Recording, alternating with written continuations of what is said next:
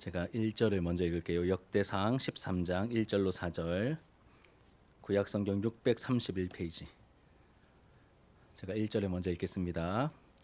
다윗이 천부장과 백부장 곧 모든 지휘관과 더불어 의논하고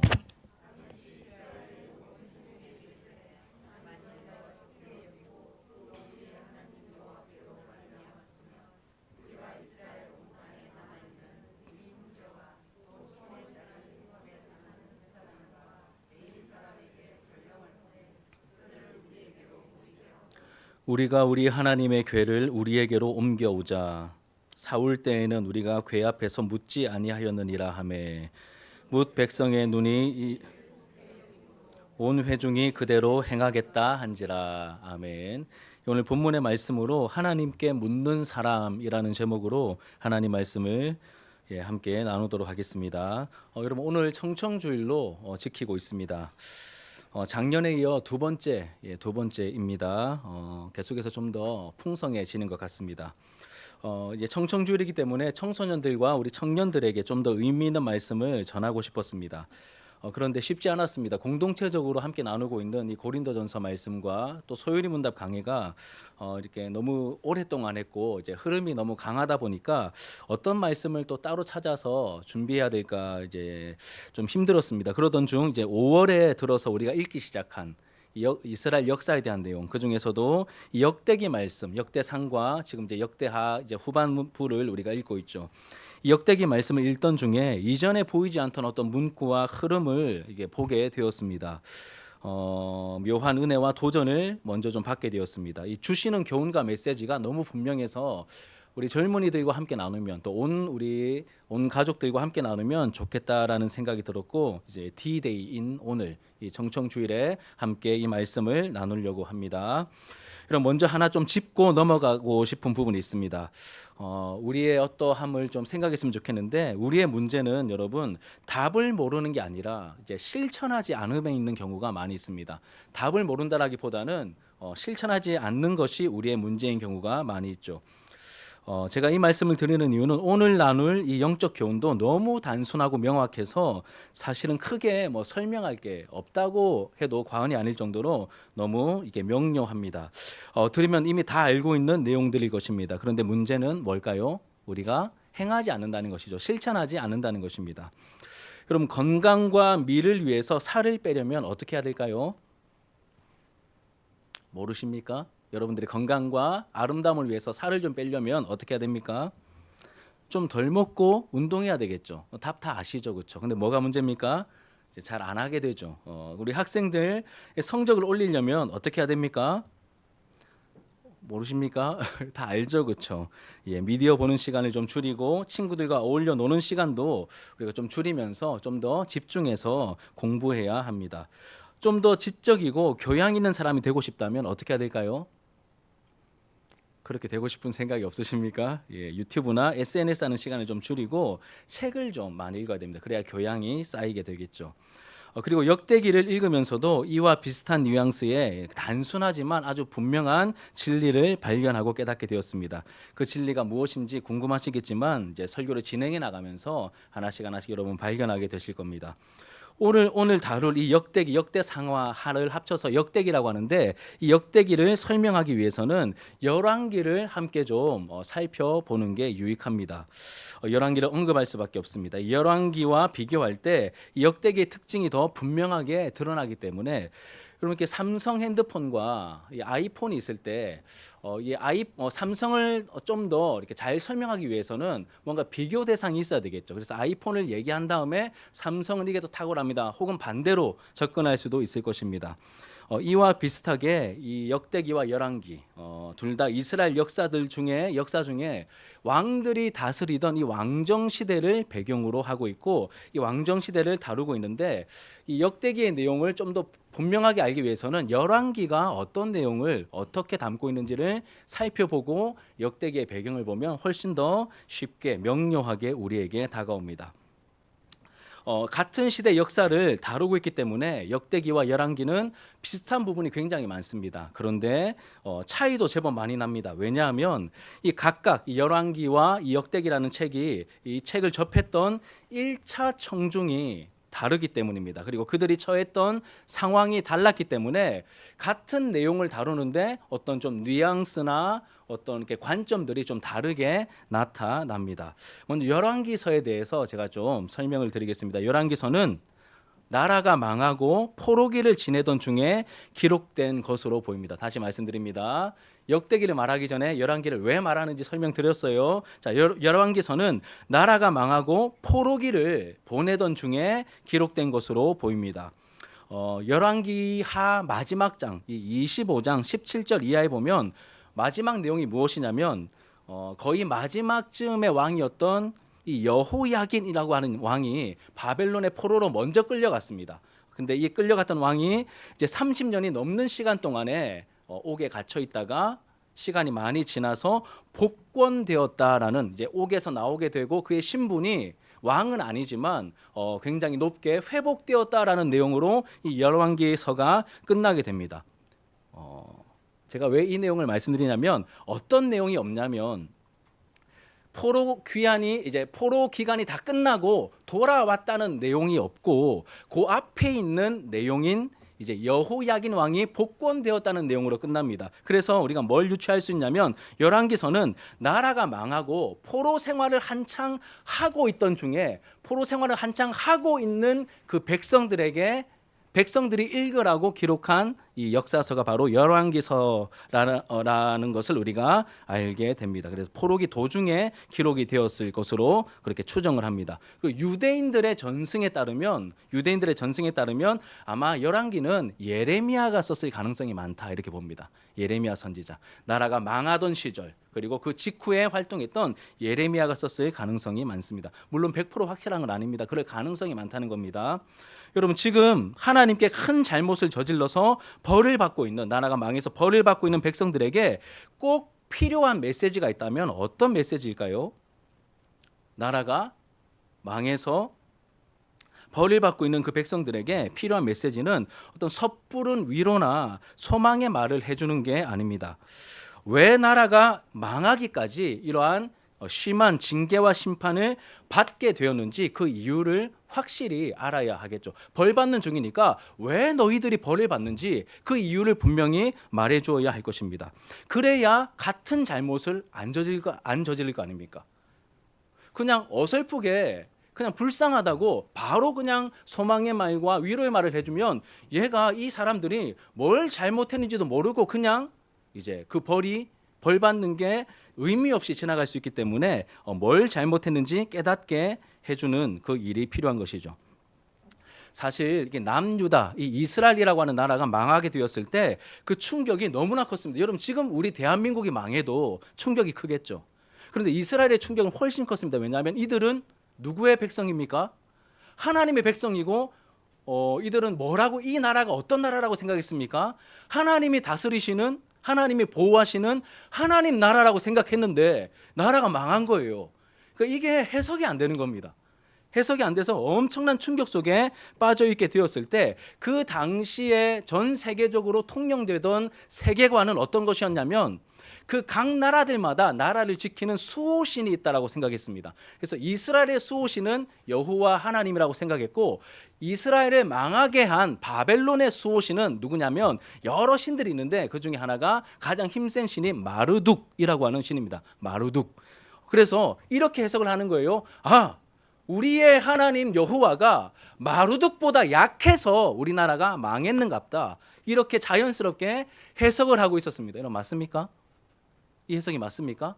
아니죠. 세상적인 관점에서는 맞아 보이지만 아니라는 겁니다. 성경적으로 하나님을 믿는 그 신앙의 관점에서는 전혀 그렇지 않죠. 그래서 하나님은 이 열왕기서의 저자를 통해서 포로 생활 중에 있는 백성들에게 확실히 알려주십니다. 여호와인 내가 약해서 이 나라가 망한 게 아니다. 그러면 진짜 이유를 알려줘야 되겠죠. 뭐라고 말씀하시냐면 하나님이 내가 힘이 약해서 너희가 망하여 포로가 된 게 아니다. 너희가 나와의 언약을 어기고 우상 숭배를 일삼으며 나를 배반했기 때문에, 쉽게 말하면 지어서는 안 되는 죄를 지었기 때문에 너희들이 언약의 저주를 받는 거야.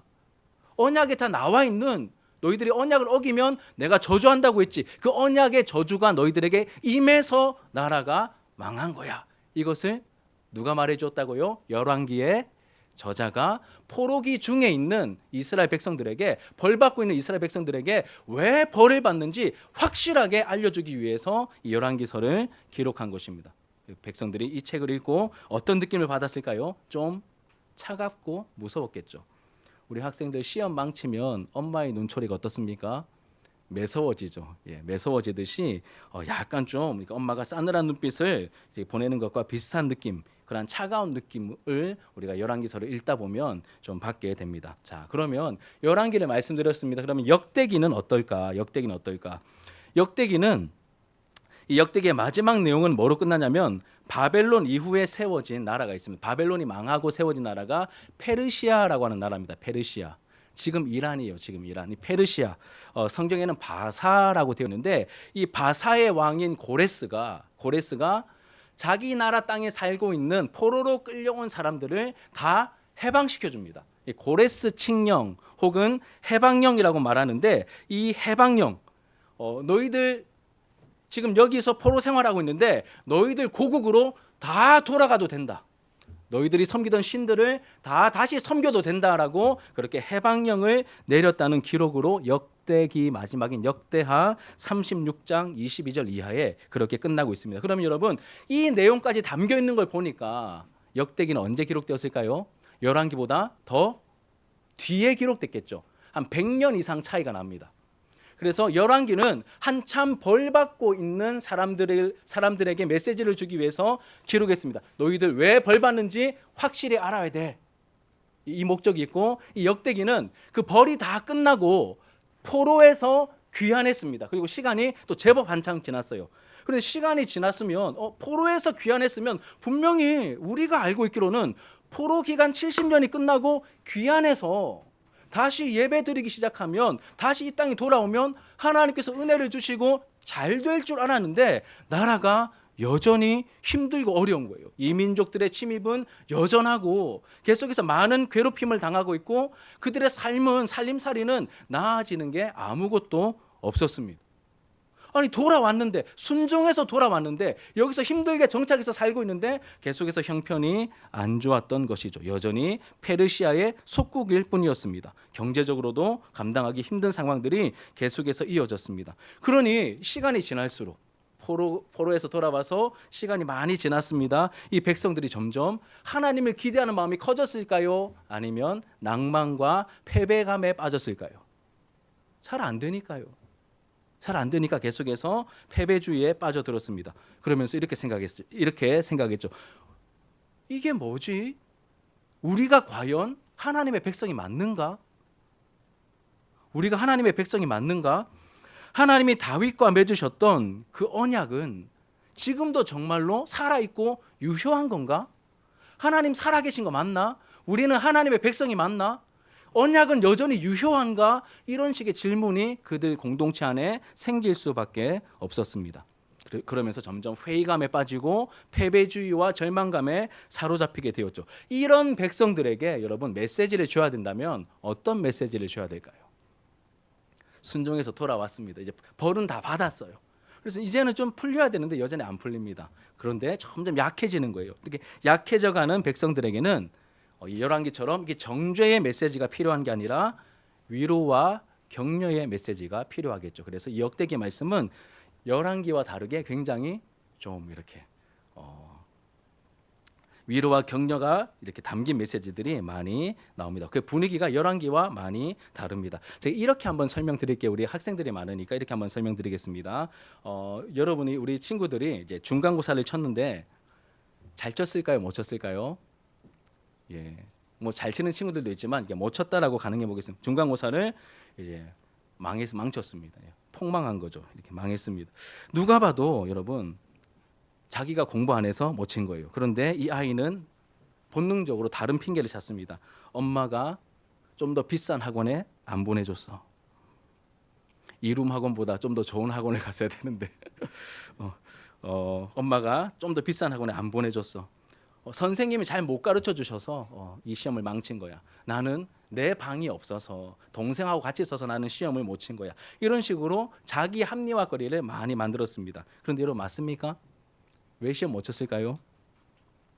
인정하기 싫지만 시간을 함부로 사용하고 선생님이 찍어준 문제를 무시하고 친구들 만나서 바쁘게 지낸다고 공부 안 해서 그런 거죠. 이런 경우에 이 아이에게 이제 어른으로서 혹은 부모로서 한마디를 해줘야 된다면 어떤 메시지를 던져야 되겠습니까? 핑계 대지 말고 정신 차리고 공부해라. 네가 왜 시험 망쳤는지 모르겠나. 이렇게 메시지가 나가야 정상이겠죠. 시험 망치고 왔습니다. 이렇게 그렇게 메시지가 나가서 정신 차리도록 만들어줘야 됩니다. 근데 시간이 흐릅니다. 시간이 흘러가지고 이제 중간고사 쳤으면 뭐가 다가오죠? 기말고사가 다가와요. 기말고사가 다가오는데 얘가 아직까지 정신을 못 차리고 있는 거예요. 막 실에 빠져가지고 나는 왜 이 모양이지 막 이러면서 막 이렇게 실에 빠져 있습니다. 그러면 얘가 이제 이 아이에게 한 번 더 메시지를 줘야 될 때 이제는 어떤 메시지가 좀 필요해 보이세요? 이 바보야 등신아 아직도 정신 못 차렸나 이렇게 하면 애가 더 실에 빠져서 기말고사까지 망치겠죠. 이제 기말고사를 남겨두고 있으니까 그 시험을 또 잘 칠 수 있도록 위로와 격려가 필요하지 않겠습니까? 이해가 되세요? 이런 흐름 속에 이 열왕기와 이 역대기를 이렇게 여러분 이해하시면 된다는 것입니다. 그래서 이 열왕기라는 책과 역대기라는 책은 뉘앙스의 분위기의 차이가 많이 나타납니다. 그러면 역대기의 특징 몇 가지를 함께 좀 생각해 보겠습니다. 역대기의 특징 첫 번째는 역대기는 아담에서부터 출발하는 긴 족보로 시작합니다. 아담에서부터 시작하는 긴 족보로 이 역대기가 시작을 합니다. 실제로 역대기 1장을 읽어보시면 아담부터 시작해가지고 어마어마하게 긴 족보가 이어집니다. 그럼 족보의 역할이 뭘까요? 족보의 역할. 족보를 통해서 우리가 뭘 확인할 수 있죠? 나의 뿌리죠. 나의 정체성을 확인할 수 있습니다. 지금 패배감에 빠져서 왜? 우리는 하나님의 백성인데 왜 이렇게 안 풀리지? 이렇게 좌절감과 어떤 이제 낙망스러운 어떤 마음과 패배주에 가득해서 우리 하나님 백성 맞는가? 이렇게 갈등하고 있는 이 백성들에게 이 역대기 저자는 뭘 보여줍니까? 족보를 보여주는 거예요. 족보를 보여주면서 왜 족보를 보여줄까요? 너희들 상황이 힘든 건 맞지만 너희들 하나님 백성 하나님 자녀가 맞아 라고 하는 것을 족보를 통하여 확인시켜 주는 것이죠. 그냥 너희들 하나님 백성 맞아 그러니 걱정하지 마 하나님 백성 맞아가 아니라 그냥 확실한 증거를 가져다가 툭 갖다 놓는 거예요. 봐라 이 족보가 어디서부터 시작되는지 네 눈으로 봐라. 어디서부터 시작됩니까? 아담부터 쭉 시작해서 이 족보가 어디까지 이어졌을까요? 포로 귀환한 그 사람들까지 이어집니다. 9장 첫 부분 보면 포로에서 돌아온 그 사람들까지 이어지고 있습니다. 굉장히 긴 족보죠. 그런데 여러분 족보가 근데 재미있을까요? 재미없을까요? 사람 이름만 진탁 나오잖아요. 그러니까 또 우리와 상관없는 족보라면 더 재미가 없을 겁니다. 그런데 여러분 역대기 보시면 역대상 1장 보시면 1장에서 시작한 족보가 어디까지 이어지냐면 무려 9장까지 이어집니다. 그 양도 만만치 않아요. 그래서 이 역대기에 나오는 족보에 별명이 있습니다. 제가 예전에 한번 말씀드린 적이 있는데 성경의 수면제입니다. 성경의 수면제. 이 족보 여러분 얼마나 재미없겠니? 이름만 진탁 나오고 가끔씩 뭐 부연 설명 좀 있긴 있지만 그래도 막 계속 이름 또 이름 또 이름 막. 우리 지파 족보 같으면 우리가 보겠는데 막 다른 지파 얘기하면 막 관심 없고 막 얼마나 막. 그래서 혹시 여러분 이게 불면증으로 좀 고생하는 분들 있으시면 역대기 1장부터 9장을 추천해 드립니다. 이렇게 쭉 족보가 이어집니다. 이제 마지막 9장에는 포로에서 돌아온 사람들, 즉 예루살렘에 거주했던 사람들이 누구인지를 소개하는 족보로 이어지죠. 거꾸로 말하면 그들로부터 쭉 이어져 올라가는 거예요. 아담까지. 그럼 아담은 누가 만드셨죠? 하나님이 만드셨잖아요. 그래서 하나님의 백성이 맞아. 너희들 힘들지만 하나님 백성 맞아. 그런 의심하지 말고 믿음 가지고 좀 더 견뎌보자. 좀 더 한 걸음 더 가보자. 이렇게 말씀하고 있는 것이죠. 자, 두 번째 특징은 이것입니다. 자, 하나님의 백성들에게는 예배가 중요하다는 것을 강조합니다. 예배가 중요하다는 걸 강조합니다. 이 족보를 자세히 들여다보면 다윗이 속한 유다 지파의 족보, 다윗이 속한 유다 지파의 족보와 또 성전 예배와 연관되어 있는, 여러분 성전에서는 누가 섬겼죠? 레위 사람들이죠. 그래서 레위 지파. 그래서 이제 유다 지파의 족보와 레위 지파의 족보가 분량이 굉장히 많고 강조되고 있습니다. 유다 지파의 족보는 2장부터 4장까지 긴 분량을 차지하고 있고, 또 레위 지파는 6장 전체입니다. 위치도 정중앙이에요. 이렇게 6장은 81절까지 있습니다. 무려 81절까지.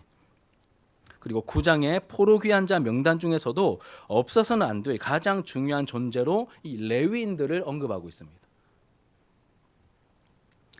여러분, 이것은 무엇을 보여주냐면 역대기를 기록한 이 저자의 의도를 보여줍니다. 그리고 아까 제가 앞에 조금 흥분해서 빠뜨리고 넘어갔는데 이 역대기는, 열왕기는 누가 기록했을 거라고 추정된다고요? 예레미야. 역대기는 누가 기록했는지로 이렇게 추정을 하냐면 유대 전승에 의하면 에스라, 우리가 알고 있는 그 학사 에스라, 그 시대 사람이거든요. 그래서 학사 에스라가 기록했을 것으로 그렇게 추정을 하고 있습니다. 이 역대기 저자의 의도를 보여주는데, 포로에서 돌아왔지만 패배주의에 빠져서 절망 중에 있는 백성들에게 이 족보를 보여주면서 뭘 확인시켜 줍니까? 뿌리와 정체성을 확인시켜 주면서 새로운 기대와 소망을 가지게 만들어 줍니다. 그런데 여기서 멈추지 않죠. 여러분, 하나님의 은혜는 가만히 있으면 임하는 걸까요? 구원받은 이후에 하나님 은혜는 가만히 있으면 임하는 걸까요? 그렇지 않습니다. 하나님 은혜는 가만히 있으면 저절로 임하는 게 아닙니다. 언제 어떻게 하나님의 은혜가 임합니까? 이스라엘 역사를 보면 이스라엘의 부흥과 전성기는 어떤 시절에 이루어졌는지를 역대기 말씀이 보여주고 있습니다. 여러분, 역대기에서 절대적인 분량을 차지하는 한 왕이 있습니다. 누구냐면 바로 다윗입니다. 역대상 후반부 전체는 다 다윗에 대한 내용이고, 역대하의 앞부분은 또 다 솔로몬에 대한 내용입니다. 그럼 다윗의 특징은 최고의 예배자라는 것이죠. 다윗은 최고의 예배자였습니다. 또 솔로몬의 가장 큰 업적은 뭘까요? 뭘 만들었습니까? 예배의 장소인 성전을 만든 왕이 바로 솔로몬입니다. 그리고 성전에서 섬기는데 꼭 필요했던 사람들이 누구죠? 바로 레위 사람들, 제사장들입니다. 그래서 이들에 대한 강조도 빠지지 않고 곳곳에, 이 역대기 전체에 곳곳에 나오고 있습니다. 이렇게 다윗과 솔로몬 그리고 레위인들을 강조한 이유가 뭘까요? 다윗은 누구라고요? 최고의 예배자. 솔로몬은 예배 처소인 성전을 만든 사람들. 그리고 레위 지파가 강조된 이유는 그 성전에서 예배를, 제사를 섬겼던 사람들이 강조되고 있습니다. 그러면 여러분, 초등학생들도 다 압니다. 그럼 이 사람들을 통하여 지금 하나님은 뭐가 중요하다는 것을 우리에게 알려주고 계시는 거죠? 바로 예배가 중요하다는 것을 우리에게 알려주고 있는 것이죠. 이들뿐만 아니라 역대기 전체에 나오는 여러 왕들, 등장하는 여러 왕들, 모든 왕들의 기록을 통해서 나라가 언제 흥왕했으며 반대로 언제 위기를 만나 만신창기가 되었는지 알려줍니다. 언제 나라가 전성기를 맞이했겠습니까? 하나님을 찾고 하나님을 바르게 예배했을 때입니다. 반대로 나라가 위기에 빠졌을 때는 하나님을 무시하고 자기들 마음대로 행동하며 예배가 옳게 드려지지 못했을 때 나라가 위기에 처하게 되었죠. 그래서 한 가지에 집중합니다.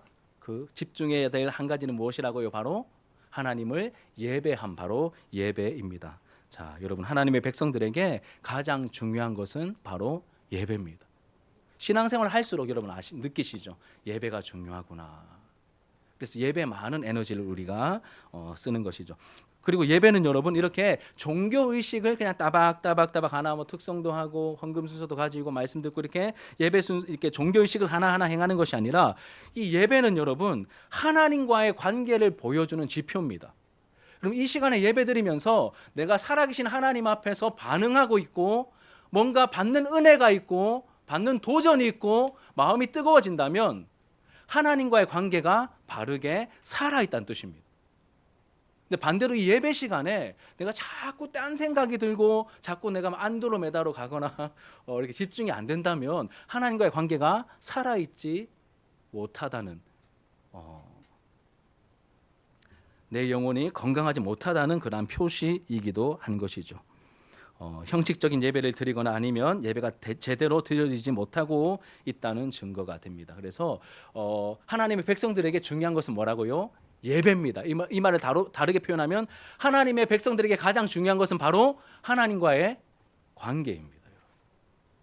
예배 잘 드려라 이게 아니라 하나님과의 관계를 여러분 얼마나 소중하게 여기고 계십니까?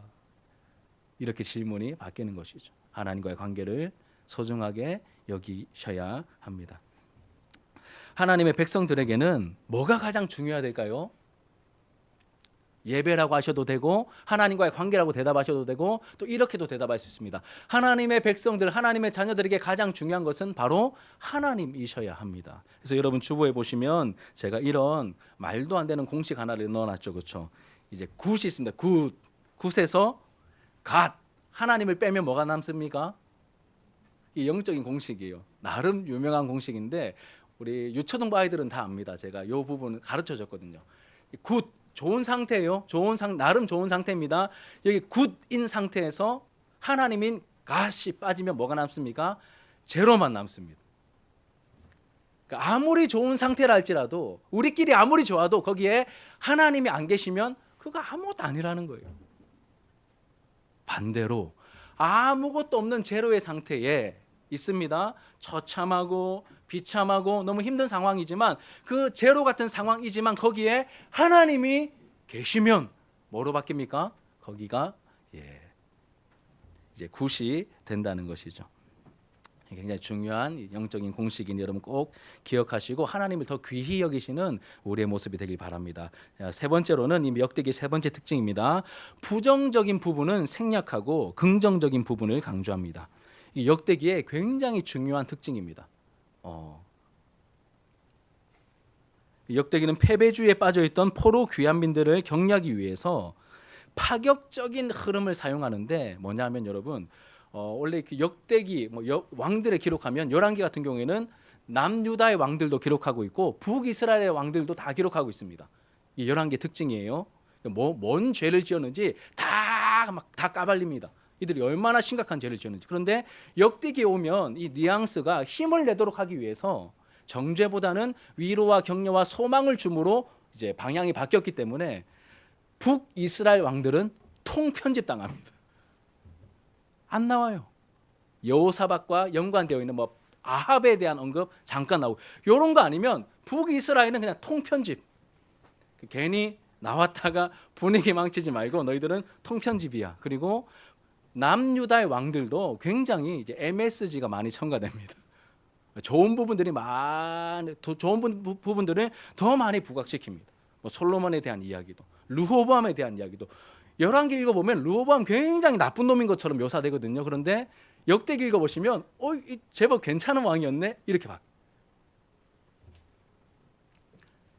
그 글을 읽어야 되었던 청중들의 상황을 고려하여서 하나님께서 그 저자를 사용하여 그렇게 이 책을 기록하게 하시고 읽게 하셨다는 것을 우리가 알게 됩니다. 그러면서 궁극적으로 그 백성들을 향한 하나님의 관점과 하나님의 시각이 어떤지를 알려주시는 것이죠. 내가 너희들을 여전히 격려하고 있어. 난 너희들을 여전히 기대하고 있어. 너희들은 여전히 내 백성이고 너희들을 통하여 할 일들이 나에게 남아있단다라고 하는 것을 역대기를 통하여 알려주시는 것이죠. 우리 고린도전서 강의할 때 맨 앞부분에서 제가 설교했던 내용 기억나십니까? 그 문제 많고 탈 많았던, 그래서 인간적인 관점으로 보면 야 무슨 계모하고 동침하는 아들이 있지 않나, 막 서로 고소를 하지 않나, 막 이 교회 안에 몇 명 되지도 않는데 막 서로 파가 4개나 나뉘어 가지고 막 자기들끼리 싸우질 않나, 경쟁하질 않나, 이런 모습 보면 여러분 우리 인간적으로 봤을 때 저 교회 가지 마라, 전 교회도 아니다, 이럴 것 같은데 1장 2절에 보면 고린도에 있는 하나님의 교회에 편지하노니 이렇게 말합니다. 하나님은 그 교회를 포기치 않으셨습니다. 여전히 하나님의 손에 있는 하나님의 교회라고 말씀하시죠. 역대기의 관점도 똑같습니다. 이 이스라엘 백성들이 너무 처참하고 비참한 상황 속에 있지만 다 꺼져가는 등불 같았지만 내가 너희들 붙잡고 있어. 너희들 내 백성이야. 족보를 통하여 보여주시고 혹시 너무 약해져 있는 상황이니까 북이스라엘의 기록을 이렇게 꺼냈다가는 얘네들 우리 이제 어떻게 하지? 너무 약해져 있는 상황이니까 그 모든 부분들을 다 고려해서 이 백성들에게 필요한 메시지를 주시는 그 하나님의 마음을 우리가 볼 수 있다는 것이죠. 사랑하는 여러분, 여기까지 들으시니까 이 역대기가 좀 어떻게 다가오십니까? 좀 읽고 싶은 마음이 생기십니까? 아무도 대답을 안 하시네요. 예, 왠지 좀 읽고 싶은 마음이 들 수도 있을 것 같습니다. 공동체 성경 읽기 진도는 이제 거의 다 끝났지만 혹시 그런 마음이 드신다면 진짜 그런지 한번 읽어보십시오. 열왕기와 역대기를 여러분들이 직접 한번 읽어보시기 바랍니다. 천천히 읽어보면 지금까지 읽었던 뉘앙스와 좀 다르게 좀 더 명료하게 분명하게 나에게 주시는 메시지가 다가오실 것입니다. 여러분, 여기까지가 오늘 설교의 서론입니다. 여기까지가 서론이에요. 이제 배경 말했습니다. 배경. 자, 그러면 이제 배경과 족보 이야기가 너무 길었죠. 그런데 이제 안심하시길 바랍니다. 여러분들의 연약함을 제가 알고 있습니다. 그래서 오늘 설교는 서론과 본론과 결론이 아니라 본론은 통편집입니다. 역대기에서 북이스라엘 왕들 통편집 당했듯이 이미 이제 서론 속에 많은 메시지가 이미 들어가 있기 때문에 오늘 특별한 본론이 있는 것이 아니라 바로 말씀을 맺는 결론으로 넘어가도록 하겠습니다. 그만큼 교훈이 확실하기 때문입니다. 여러분, 이 역대기의 족보는 1장부터 9장까지 이어집니다. 마지막에 유다 지파와 레위 지파가 강조되어 있다면 이 족보의 마침표는 어느 지파가 찍어야 될까요?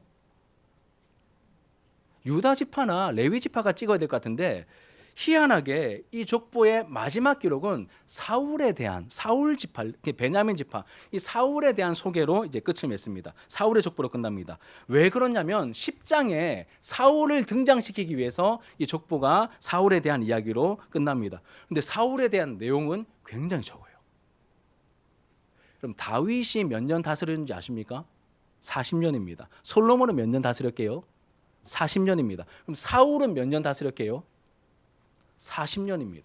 그런데 사울은 10장에 짧은 10장 안에, 긴 10장이 아니라 짧은 10장 안에 그것도 사울의 생애 마지막 길보아산 전투에서 전사하는 이야기만 소개하고 사울에 대한 내용은 싹 사라집니다. 그리고 이어서 다윗의 내용이 나옵니다. 그러면 마지막에 여러분, 이 사울을 등장시킨 이유는 뭐냐면 다윗과 비교하기 위해서 이 사울을 등장시켰다는 것을 우리가 알게 됩니다. 자, 그러면 이 사울에 대한 마지막 기록이 어떤 건지 우리 같이 한번 읽어볼게요. 오늘 10장 13절과 14절 같이 한번 읽겠습니다. 사울이 비참하고 초라한 최후를 맞게 된 그 이유를 이렇게 설명합니다. 같이 읽읍시다. 시작. 사울이 죽은 것은 여호와께 범죄하였기 때문이라. 그가 여호와의 말씀을 지키지 아니하고 또 신접한 자에게 가르치기를 청하고 여호와께 묻지 아니하였으므로 여호와께서 그를 죽이시고 그 나라를 이새의 아들 다윗에게 넘겨 주었더라. 아멘. 사울이 하나님께 버림받은 이유를 뭐라고 말합니까? 여호와께 범죄하였기 때문이다라고 말합니다. 자, 그러면서 그 범죄의 내용이 무엇인지 그 범죄의 내용이 무엇인지 우리에게 알려주는데 어떤 막 굉장히 사악한 내용을 저지른 게 아닙니다. 무슨 갑질을 했다거나 아니면 약한 자를 굉장히 괴롭혔다거나 아니면 성적인 막 추악한 행동을 했다거나 이런 게 안 나타나고 두 가지 이유를 말하는데 첫 번째는 뭘 지키지 않았습니까? 여호와의 말씀을 지키지 않았대요. 두 번째 이유는 여호와께 묻지 않았대요. 그럼 사울이 버림받은 이유는 하나님의 말씀을 지키지 않았기 때문이고 또 두 번째 이유는 하나님께 묻지 않았기 때문이라고 합니다. 그럼 이 두 가지를 합쳐볼게요. 이 두 가지를 합치면 여러분, 사울은 제가 만약에 앞에 있는 솔민이에게 솔민아 이거 좀 해줘라고 부탁을 했습니다. 그런데 솔민이가 안 해주는 거예요. 제가 한 말을 안 지키는 거예요. 그러면 솔민이는 저를 뭐 하는 겁니까? 무시하는 거잖아요. 무시하는 거죠. 그렇다는 게 아니라 예를 드는 겁니다. 그리고 만약에 우리 성훈이가 이렇게 일을 진행하는데 담임 목사인 저의 뭐 목사님 이거 좀 해도 되겠습니까? 이렇게 뭐 물으면서 일을 해 왔습니다. 근데 만약에 하나도 안 묻고 그냥 자기 마음대로 막 진행하면, 묻지 않고 막 자기 마음대로 하면, 그러면 대표인 소은이가 저를 뭐 하는 거죠? 무시하는 거잖아요. 사울이 하나님의 말씀을 지키지 않고 하나님께 묻지 않았답니다. 하나님을 뭘 한 거죠? 하나님을 무시한 거예요. 그래서 버림받았습니다. 큰 죄를 막 이런 게 아니라 하나님의 말씀을 지키지 않고 하나님께 묻지 않음으로 말미암아 그게 하나님 앞에 범죄가 되어 버림을 당했다라고 말합니다. 그런데 여기에 이어서 여러분, 이렇게 하나님의 인격을 가지셨기 때문에 여러분, 누가 계속 만약에 하람이가 저를 계속 만약 무시하면 우리의 관계가 잘 이어질 수 있을까요? 제가 이렇게 하나만 안녕해도 막 인사도 안 하고 막 보면 막 자꾸 톡 끼고 막 도망치고 막 이렇게 제가 물 떠달라 했는데 막 그 물에다 침 뱉고 막 막 저를 막 무시하고 막 미워하는 행동을 하면 관계가 좋아질 수 없겠죠. 하나님을 무시하는 사람을, 하나님의 인격을 가지신 살아계신 하나님이기 때문에 하나님께서 그 사람과 함께 일할 수 없는, 너무 당연한 겁니다, 여러분. 자, 그런데 여러분, 이제 사울과 비교되어 나오는 이 주인공격인 다윗이 등장합니다. 다윗. 그리고 11장과 12장은 다윗이 왕으로 세워지는 과정을 보여주는데 굉장히 은혜롭습니다. 이 내용은 너무 은혜로워서 좀 길게 해야 됩니다. 그래서 제가 설립 기념주일 때 이 부분은 다루어서 함께 나누도록 하겠습니다. 자, 그리고 11장과 12장이 다윗이 온 나라의 왕으로 세워지고, 13장은 뭐냐면, 우리가 읽었던 본문 13장은 뭐냐면, 다윗이 온 이스라엘의 왕으로 세워진 다음에 가장 먼저 한 일이 뭔지를 보여줍니다. 그게 우리가 읽었던 본문의 내용이죠. 같이 한번 읽겠습니다. 자, 11장 1절부터 3절까지 말씀 같이 읽겠습니다. 시작. 다윗이 천부장과 백부장 곧 모든 지휘관과 더불어 의논하고 다윗이 이스라엘의 온 회중에게 이르되, 만일 너희가 말미암았으면 우리가 이스라엘 온 땅에 남아있는 우리 형제와 또 초원이 딸린 성읍에 사는 제사장과 레위 사람에게 전령을 그들을 우리에게 모이게 하고 우리가 우리 하나님의 궤를 우리에게로 옮겨오자. 사울에게는 묻지 아니하였느니라. 오늘따라 글이 좀 잘 안 보여서 죄송합니다. 사울 때에는 우리가 궤 앞에서 묻지 아니하였느. 사울이 망했던 이유가 뭡니까? 하나님을 무시해서죠. 무시했던 방법 중에 하나가 뭐죠? 하나님께 묻지 않았답니다. 근데 다윗이 온 이스라엘의 왕이 된 다음에 가장 먼저 한 일이 뭐라고요? 하나님의 언약궤를 모셔오자. 하나님의 임재를 상징하는 그 언약궤를 모셔오자. 가장 먼저 하나님을 모시자. 하나님의 백성들에게 가장 중요한 게 뭐라고요? 예배고 관계이고, 한마디로 주님은 하나님이시기 때문에 하나님 모시자, 언약궤 가져오자. 이 일을 다 불러가지고 막 제사장, 레위인, 온 백성들 다 모아가지고 하나님의 언약궤를 가져오자라고 그렇게 이 일을 진행합니다. 그러면서 그 이유를 말하기를 마지막 부분에, 사울의 때에는 묻지 않았기 때문에 우리는 언약궤를 가져다가 주님을 모셔다가 주님께 묻기 시작하자, 이 뜻인 것입니다. 그러니 다윗의 시대가 달랐던 겁니다. 하나님께 물으면서 그 나라를 다스렸던 왕이 바로 다윗이죠. 그런데 여러분, 23장 읽어보시면, 야, 이렇게 좋은 마음 가지고 선한 마음 가지고 일을 하면 뭔가 일이 착착착 진행돼야 될 것 같은데 오다가 이 일이 실패합니다. 베레스 우사 사건, 이거는 그냥 생략하겠습니다. 성경 읽어보십시오. 시간이 많이 지나서. 소들이 갑자기 막, 원래는 사람이 메고 와야 되는데 소술에 싣고 오다가 막 이렇게 뛰어가지고 그 우사라는 사람이 그 법궤에 이렇게 손을 딱 대었다가 즉사하는, 하나님의 진노로 즉사하는 이런 끔찍한 사건이 일어나서 이 일이 멈춰집니다. 스탑.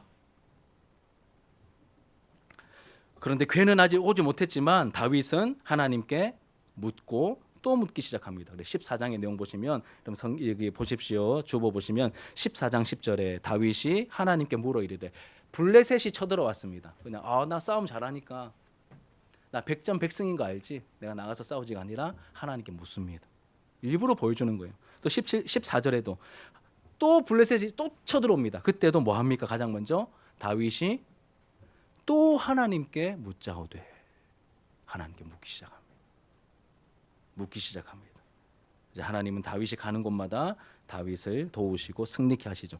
우리 14장 17절 말씀 같이 한번 읽겠습니다. 시작. 다윗의 명성이 온 세상에 퍼졌고 여호와께서 모든 이방 민족으로 그를 두려워하게 하셨더라. 아멘. 여러분, 오늘 교훈은 굉장히 간단합니다. 하나님의 백성들에게 가장 중요한 것은 하나님이시고 하나님과의 관계죠. 그래서 개인적으로는 하나님께 묻고 따르는 기도하는 삶을 살아가야 됩니다. 우리 사랑하는 청소년들, 청년들, 내가 어떻게 살아야 될지 잘 모르겠을 때 요거 하나 붙으시면 돼요. 하나님께 물어야 되는구나. 그래서 하나님께 기도하는 삶을 살아가기로 선택하시기 바랍니다. 또 공동체적으로는 하나님을 찾고 의지하는 예배하는 삶을 우리가 살아가야 합니다. 답과 답을, 너무 선명한 이 답을, 역대기를 읽으면 초등학생도 결국에는 발견하게 되는 이 너무 분명한 이 영적 원리를 말씀드렸습니다. 하나님의 백성들에게 중요한 것은 하나님과의 관계예요. 그래서 하나님께 물으며, 무시하는 게 아니라 하나님께 물으며 하나님을 가까이 하며 살아가는 것입니다. 네, 문제가 뭡니까? 뭐가 힘들다고요? 실천하느냐 안 하느냐의 문제가 남아있는 것이죠. 그러면 한 가지만 더 생각해 보십시다. 왜 실천하는 게 쉽지 않을까요? 왜 실천하는 게 쉽지 않을까요? 그럼 묻는다는 것은 내가 좀 없어 보이는 행동이잖아요. 다 아는 척, 자신 있는 척 하면서 내가 할게 그냥 하면 얼마나 좀 카리스마도 있어 보이고 얼마나 있어 보입니까? 그런데 나 그거 잘 몰라, 좀 알려줘라. 야, 이거 어떻게 해야 되냐? 물어보는 행동은 좀 내가 없어 보이는 행동이죠. 또 묻는다는 건 어떻게 해야 할지 잘 모르겠으니 도와달라는 뜻을 담고 있습니다. 근데 만약에 여러분 한 나라의 왕이 자꾸 누구한테 물어요. 있어 보이십니까? 없어 보이죠. 이게 다 이렇게 지휘봉 가지고 잘 몰라도 막 니는 뭐 하고 너는 여기 가고 막 이렇게 막 지휘봉을 휘두르면 있어 보일 텐데 자꾸 어디 가서 자꾸 뭘 물어요. 없어 보이죠, 그렇죠? 반대로 접근해 보겠습니다. 자, 여러분, 만약 왕임에도 불구하고 다른 누군가에게 묻고 허락을 구하고 행동한다면 그건 자기가 왕이 아님을 인정하는 행동이겠죠. 자꾸 어디 가서 물어봅니다. 그건 자기가 왕이 아니라는 행동을, 아님을 인정하는 행동이 될 것입니다. 만약 여러분 하나님께, 그 왕이 하나님께 가서 자꾸 묻는다면, 그렇게 실제로 했던 왕이 다윗이죠. 다윗이 이스라엘 역사에서 가장 강했고 가장 지혜로웠고 가장 전성기를 이루었던 왕임에도 불구하고 자꾸 하나님께 가서 물어본다면 이런 뜻입니다. 내가 왕이 아니라 진짜 왕은 따로 계신데 그분이 바로 하나님이시고 하나님의 통치를 우리는 지금 나를 통하여 받고 있는 겁니다. 이런 의미를 갖게 되는 것이죠. 하나님의 왕이심을 고백하고 인정하는 행동입니다. 사랑하는 여러분, 여러분들의 삶의 왕은 누구십니까? 우리 공동체의 진정한 주인은 누구십니까? 사울은 묻지 않고 자기가 왕노릇하려고 하다가 버림받아 망하게 되었죠. 하지만 다윗은 모든 주권이 자기 자신이 아니라 하나님께 있음을 알았기에 하나님을 가까이 하고 하나님께 묻고 또 물었습니다. 그러자 하나님께서 내 마음에 합한 사람이야 라고 인정해 주시며 다윗을 책임져 주시고 승리케 주시고 그의 왕위를 견고케 만들어 주셨습니다. 여러분, 오늘 정청주일에 이 말씀을 함께 또 사랑하는 우리 청년들, 청소년들, 우리 또 교우들과 함께 나눕니다. 여러분, 이 청소년과 우리 청년 시절에 이 젊음의 때에 마음이 이렇습니다. 저도 이제 젊음의 때를 지나보니까 젊을 때는 다 할 수 있을 것 같고 내 마음대로 하고 싶어요. 내 마음대로 하고 싶은 시기가 바로 젊음의 시기입니다. 근데 오늘 말씀을 통해 뭐라고 하십니까? 마음대로 하지 말고 나에게 와서 물으렴이라고 하나님께서 말씀하십니다. 친구나 동료에게 가서 묻거나 요즘 대세인, 요즘 누구에게 많이 물어봅니까?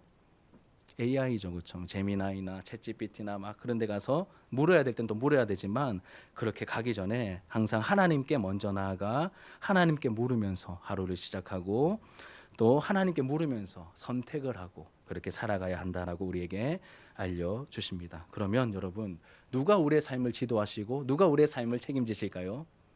내가 내 삶을 책임지는 게 아니라 하나님께서 우리의 삶을 책임지시고 인도하시는 하나님의 선한 인도하심을 저와 여러분들이 맛보게 될 것입니다.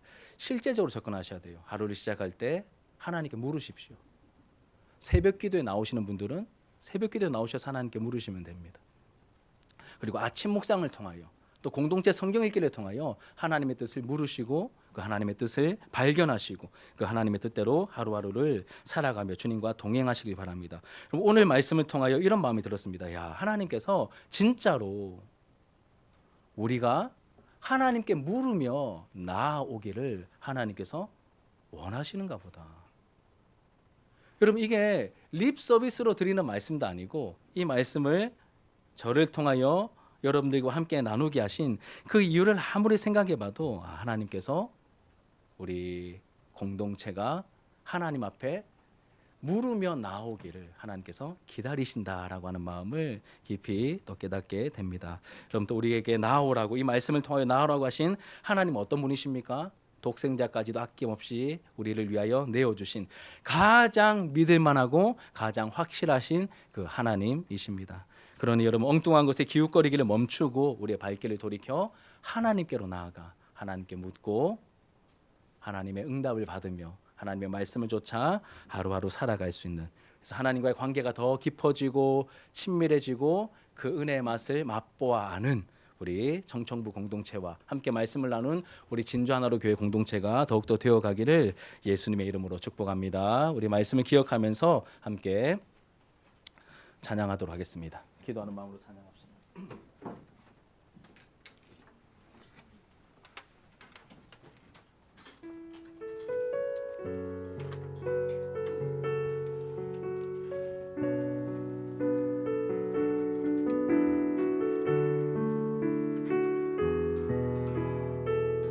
주께 가까이, 주께 가까이 날 이끄소서. 간절히 주님만을 원합니다. 채워주소서. 주의 사랑을 진정한 찬양 드릴 수 있도록 주께 가까이, 주께 가까이 날 이끄소서. 간절히 주님만을 원합니다. 채워주소서. 주의 사랑을 진정한 찬양 드릴 수 있도록. 목마른 나의 영혼, 목마른 나의 영혼 주를 부르니 나의 맘만 주소서. 주님만을 원합니다. 더 원합니다. 나의 맘만 주소. 목마른 나의 영혼, 목마른 나의 영혼 주를 부르니 나의 맘만 주소서. 주님만을 원합니다. 더 원합니다. 나의 맘만 주소서. 주의 말씀 의지하여 깊은 곳에 금을 던져 오늘 그가 놀라운 일을 이루시는 것 보라. 주의 말씀 의지하여 믿음으로 금을 던져 믿는 자에게 능치 못함 없네. 전능하신 나의 주 하나님은 능치 못하실 일 전혀 없네. 우리의 모든 간구도 우리의 모든 생각도 우리의 모든 꿈과 모든 소망도 진실하신 나의 주 하나님을 우리의 모든 괴로움 바꿀 수 있네. 불가능한 일 행하시고 죽은 자를 일으키시니 그를 이길 자 아무도 없네. 주의 말씀 의지하여 깊은 곳에 금을 던져 오늘 그가 놀라운 일을 이루시는 것 보라. 주의 말씀 의지하여 믿음으로 금을 던져 믿는 자에게 능치 못한 우리 한 번 더 고백합시다. 전능하신 나의 주 전능하신 나의 주 하나님은 능치 못하실 일 전혀 없네. 우리의 모든 간구도 우리의 모든 생각도 우리의 모든 꿈과 모든 소망도 진실하신 나의 주 하나님을 우리의 모든 괴로움 바꿀 수 있네. 불가능한 일 행하시고 죽은 자를 일으키시니 그를 이길 자 아무도 없네. 주의 말씀 의지하여 깊은 곳에 금을 던져 오늘 그가 놀라운 일을 이루시는 것 보라. 주의 말씀 의지하여 믿음으로 금을 던져 믿는 자에게 능치 못함. 주의 말씀 의지하여 주의 말씀 의지하여 깊은 곳에 금을 던져 오늘 그가 놀라운 일을 이루시는 것 보라. 주의 말씀 의지하여 깊은 곳에 금을 던져 믿는 자에게 능치 못함 없네. 믿는 자에게 능치 못함 없네. 믿는 나에게 능치 못함 없네. 믿는 나에게 능치 못함 없네.